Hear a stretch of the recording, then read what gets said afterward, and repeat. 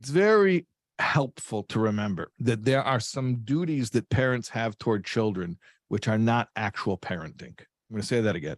There are some duties that parents have toward children which are not actual parenting. Parenting, as we defined it, is the transmission of values. That's it. Figure out what are the big ideas that you care about, that you live for, even that you would die for, and transmit those values to your child by living the example and by talking about it all the time. That's parenting.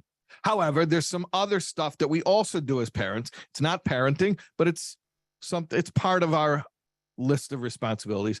And this is what I refer to as the 4 Ps. Parenting is one of them. And then there's the other 3, which are not parenting, but they're also important things that parents have to do. And in fact, I would even say they're prerequisites to parenting, because if you don't do these other 3 Ps, then you're not going to be able to actually transmit your values to your child.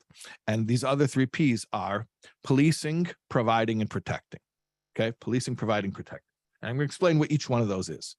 Policing, providing, protecting are all things that adults do for the children to whom they're responsible, but none of those things are parenting.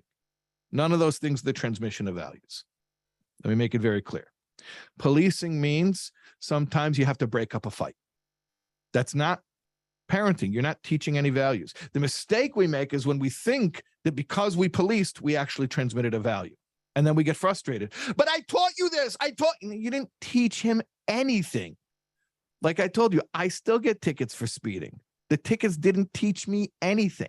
Maybe if I would take one of those driver's ed classes where they show you scary movies of car accidents, maybe that would teach me. The tickets certainly did not teach me. So police, and I'm not saying policing's bad. Policing is necessary. If 2 kids are fighting and it's not safe, or even if one kid is making fun of another one, that's also not safe. So policing sometimes is necessary. You have to break up a fight. Do it. I'm not saying don't do it. And also I want to make clear, when a kid's little, there's a lot more policing involved. Hopefully, as they get older and you've done more parenting, which means you've actually transmitted your values to them and they have their own moral compass, you don't have to do so much policing anymore. I mean, the goal is ultimately you don't do any policing because they have their own sense of right and wrong. But there is something called policing. Then there's protecting. Protecting is like a little kid wants to run into a street and you grab him. You don't let him go into the street. Or a teenager wants to take the car out at night and you don't think it's safe and you don't give him the keys. Okay, that's protecting. Now, don't confuse that with teaching a value.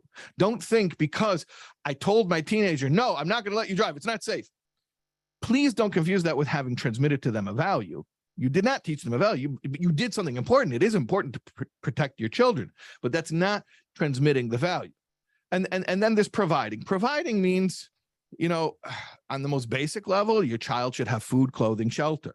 But then there's levels of providing, providing them with affection and with warmth and with emotional security and with a feeling of safety. All of that is providing. And providing is very important. Obviously, think about it. A child who doesn't have what to eat can't really be taught. You can't parent, meaning you can't transmit values. You can't teach life lessons to someone who's hungry.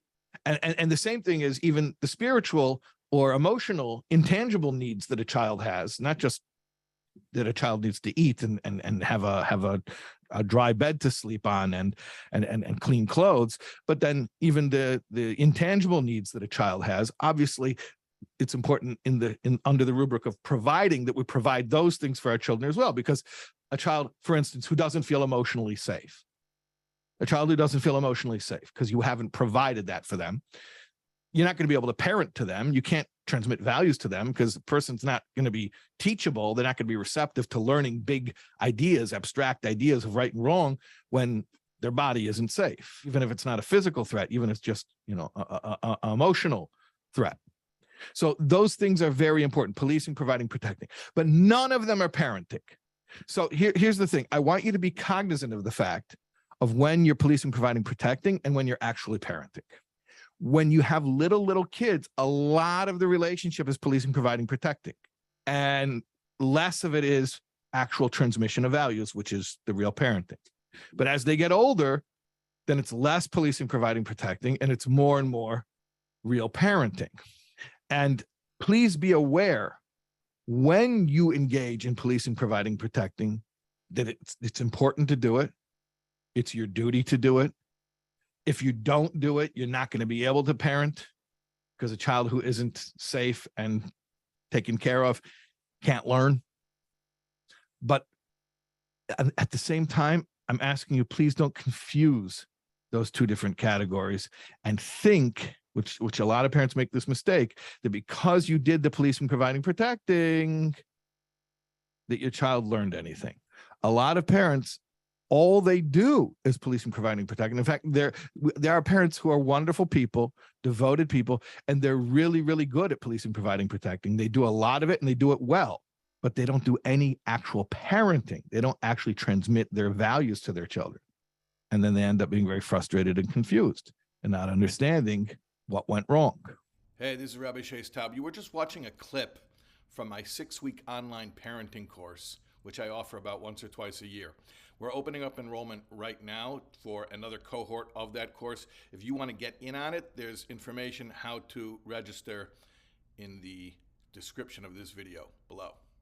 Hope to see you there.